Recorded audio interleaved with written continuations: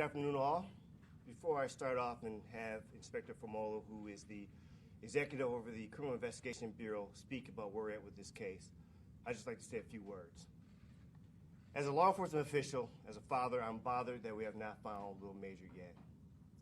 We have extended a lot of resources. We have put in effort that has been collaborative with other community members, police departments across the state, but we still are in the process of looking and finding any information that we can use to locate the whereabouts of Little Major.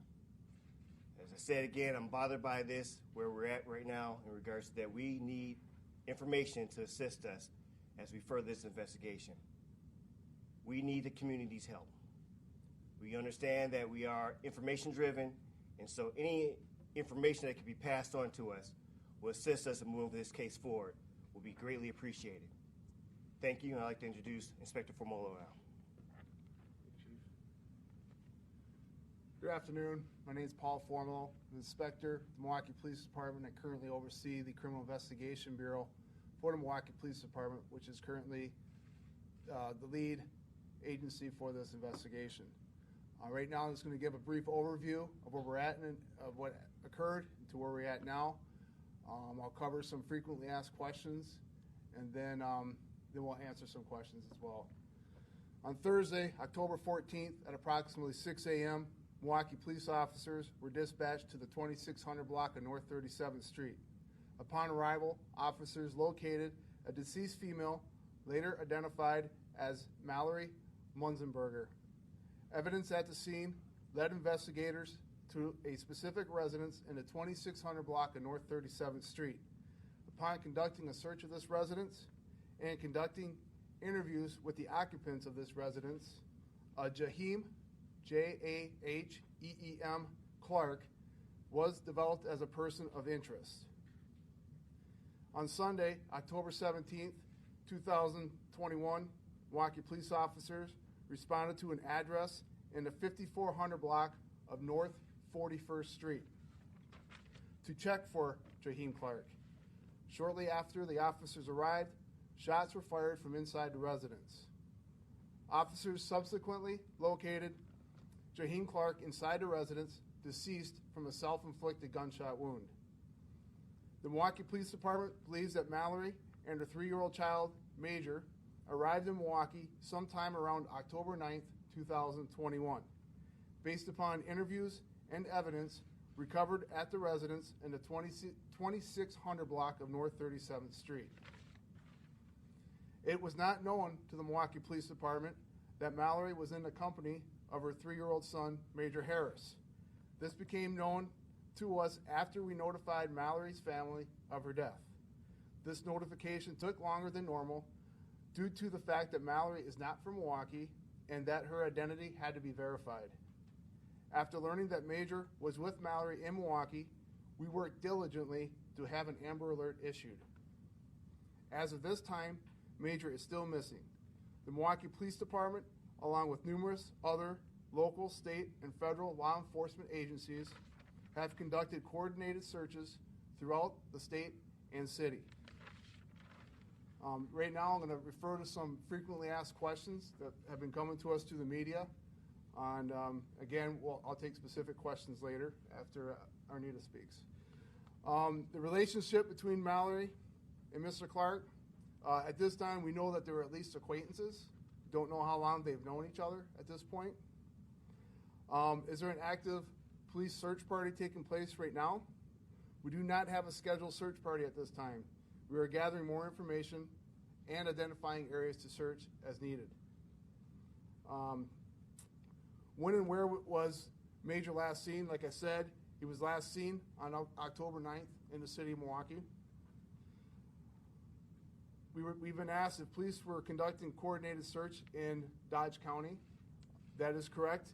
The Milwaukee Police Department and several other agencies were following up on an investigative lead regarding Major, and obviously he was not found.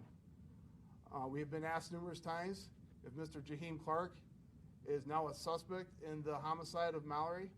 I could say now, based on the additional information that we have obtained since listing him as a person of interest upon initially learning of Mallory's death, I am confident to say that we could consider Jaheim Clark a suspect in her death. The cause of Mallory's death was determined to be multiple gunshot wounds to her body. And lastly, the Milwaukee Police Department is asking that anyone that has had contact with Jaheim Clark from October 9th, 2021 to October 17th, 2021, or information of Major's whereabouts to contact the Milwaukee Police Department at 414-935-7360, or to remain anonymous, contact Crime Stoppers at 414-224-TIPS or the P3 TIPS app. Now I introduce to you OVP Director Anita Hallman. Thank you, Inspector. Thank you, Chief. Anita Hallman, Director of the City of Milwaukee Office of Violence Prevention. We are extremely concerned and worried about Major Harris and echo what the Chief said around needing the community's help. And so we're asking for everyone. We know that some people have already stepped up to help, and we appreciate that. We're also asking for anyone else that has information to definitely send that into the police, to Crime Stoppers, and help in any way possible to make sure that Major is found. Thank you. All right, we'll take some questions now. We'll start from the left. Hillary, if you want to go first. Gotta turn on the mic here. You mentioned their acquaintances. Can you elaborate any idea why she came down here to Milwaukee with their son? And it sounds like, too, you said that her family didn't know she brought her son. When did you realize he was missing? Was it the day after you found her body? I'll deal with the acquaintance question first. Unfortunately, the family that we've spoken with so far and her friends just had limited information as to her relationship with Mr. Clark, and unfortunately, we were unable to have any type of dialogue with Mr. Clark to get further clarification on that matter. We made contact with the family on Saturday, so like I said, it took us a little bit of time to get her identity verified and then to locate family members. It becomes a little bit more difficult to make those what we call next of kin notifications when members are deceased in our city who are not from here. Do you know approximately how many locations you've searched and how many were outside the city of Milwaukee? I cannot give you the specific number of locations that were searched.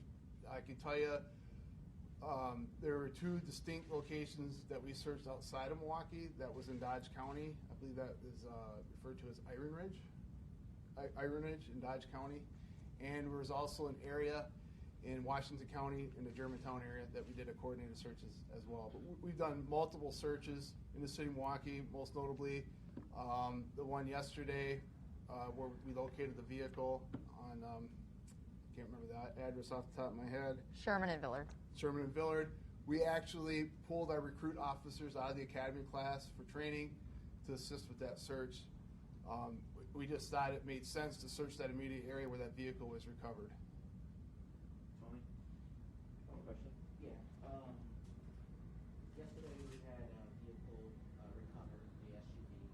Was there any type of evidence that's been processed that's helped with this investigation at this point?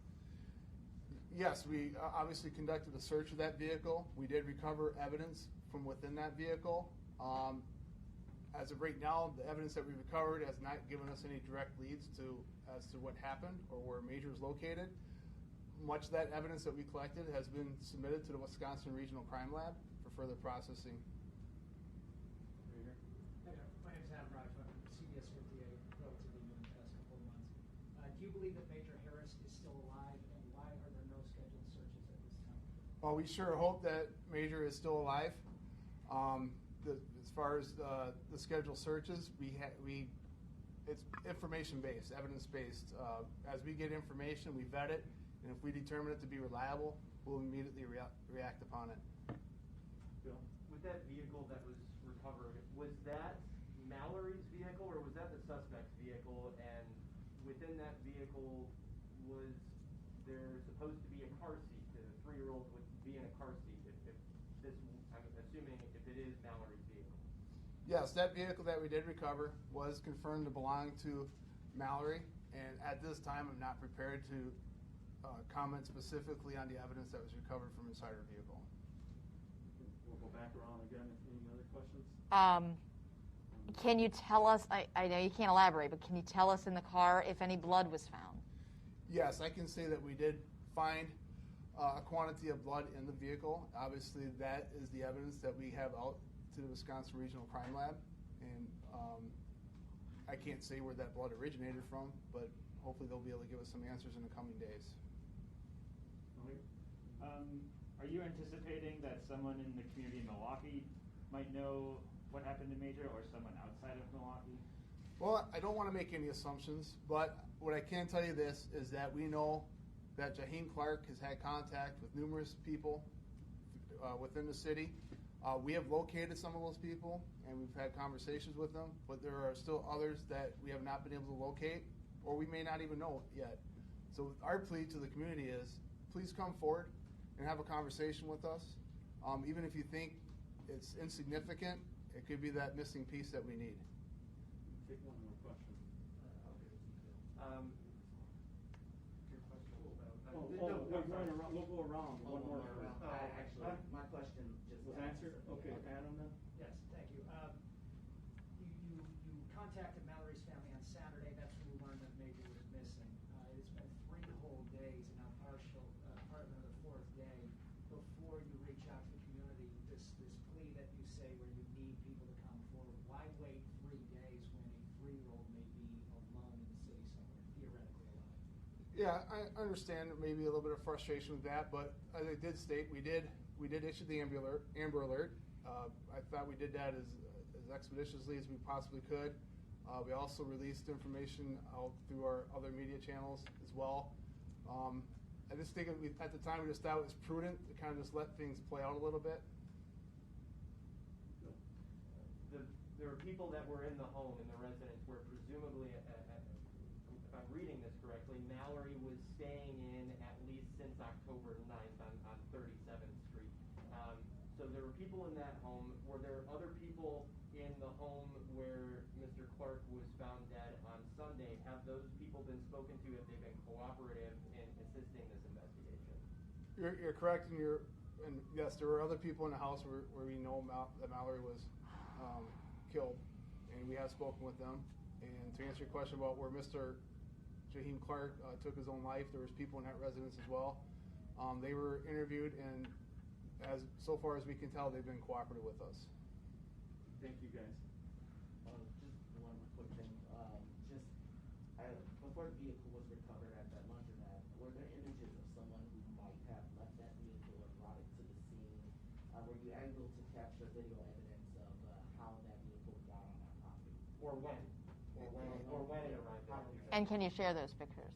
Sure, I can share some of this. Yes, there was video that we recovered, and based upon that video, we developed some more leads on individuals that we needed to speak with, and that is ongoing right now. So are you saying Mr. Clark was not the one that had hitched the vehicle at the laundry? Not saying that. I'm just saying based upon the video evidence, we developed additional people that we needed to speak with.